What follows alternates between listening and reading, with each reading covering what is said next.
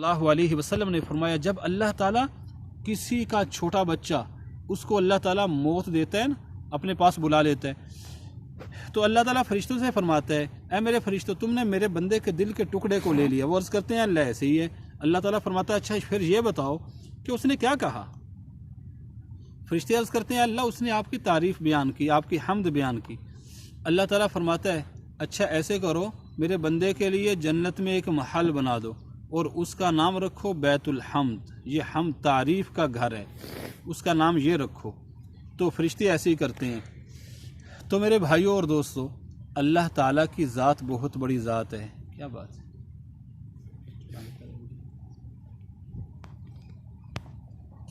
نبی اکرم صلی اللہ علیہ وسلم نے فرمایا اللہ تعالیٰ اپنی بندے کی توبہ کا منتظر رہتا ہے کہ میرا بندہ کب توبہ کرتا ہے۔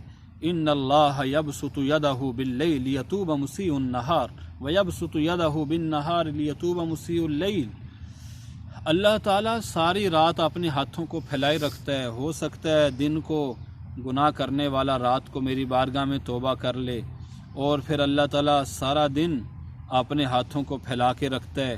ہو سکتا ہے رات کا گناہ گار دن کو میری بارگاہ میں توبہ کرے، اور کہیں ایسا نہ ہو میرا در بند ہی نہ ہو۔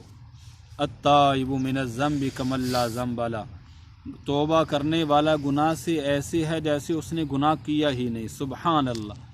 ایک حدیث پاک میں آتا ہے کہ جب بندہ گناہ سے توبہ کرتا ہے تو ایسے گناہوں سے پاک ہو جاتا ہے جیسے آج ماں کے پیٹ سے پیدا ہوا، اس کے ذمے کوئی گناہ نہیں باقی رہتا۔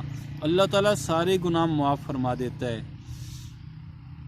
اللہ تعالیٰ اپنے نبی صلی اللہ علیہ وسلم سے فرماتا ہے اے میرے نبی جی میرے بندوں کو بتاؤ کہ میں بہت مہربان ہوں، بہت غفور ہوں، بہت زیادہ بخشنے والا، رحم کرنے والا ہوں۔ اللہ تعالیٰ اعلان فرماتا ہے کوئی معافی چاہنے والا؟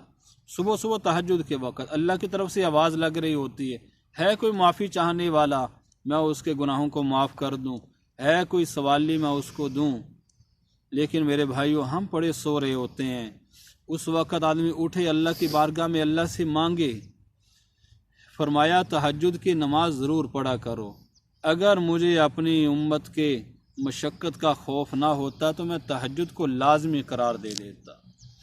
یہ حدیث آپ نے ایک تو تہجد کے بارے میں فرمائی، دوسرا آپ نے مسواک کے بارے میں فرمائے لولا ان اشق علی امتی لامرتہم بالسواک۔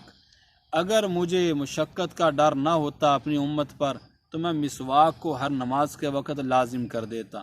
لیکن نبی اکرم صلی اللہ علیہ وسلم کو اپنی امت کی مشقت کا بڑا دھیان رہتا تھا کہ میری امت کہیں مشقت نہ پڑے، مشقت میں نہ پڑے، اس لیے آپ نے یہاں تک فرمایا اے اللہ جو میری امت کے کسی کام کا والی اور حاکم بنے اور پھر ان کے اوپر مشقت ڈالے، مشقت کرے، اے اللہ تو اس پر مشقت فرما۔ یہاں تک آپ نے فرمایا آپ کو اپنی امت کی ذرہ کے برابر بھی تکلیف برداشت نہیں تھی، اس لیے تہجد کو ضروری قرار نہیں دیا، نہ ہی مسواک کو ضروری قرار دیا۔ باقی مسواک کے ساتھ ایک نماز 70 نمازوں کا ثواب ملتا ہے۔ ایک حدیث پاک میں آتا ہے کہ مسواک کرنے کے 70 فائدے ہیں، اور ایک فائدہ یہ ہے کہ مرتے وقت کلمہ نصیب ہوتا ہے۔ اس کے علاوہ مسواک یہ نظر کو تیز کرتی ہے، مسوڑوں کو مضبوط کرتی ہے، معدے کو صاف رکھتی ہے، اور بلغم کو دور کرتی ہے، اور اللہ کی خوشنودی کا سبب ہے۔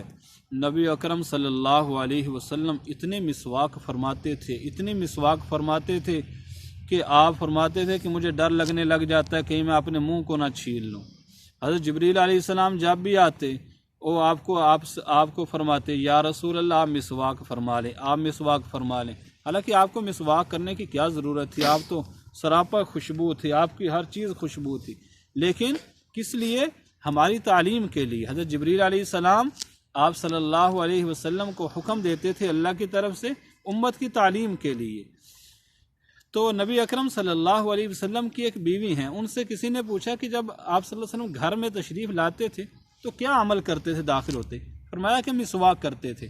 آج ہم نے اس سنت کو چھوڑ دی ہے، مسواک کی سنت تو بالکل ہی، پھر بھی ٹوپ بوش تو پھر بھی کچھ نہ کچھ لوگ کر لیتے ہیں، لیکن مسواک نہیں کرتے۔ میرے بھائی مسواک کا ثواب نہیں ملتا، ٹھیک ہے منہ صاف ہو جاتا ہے، لیکن مسواک وہ تو سنت ہے مسواک کرنا،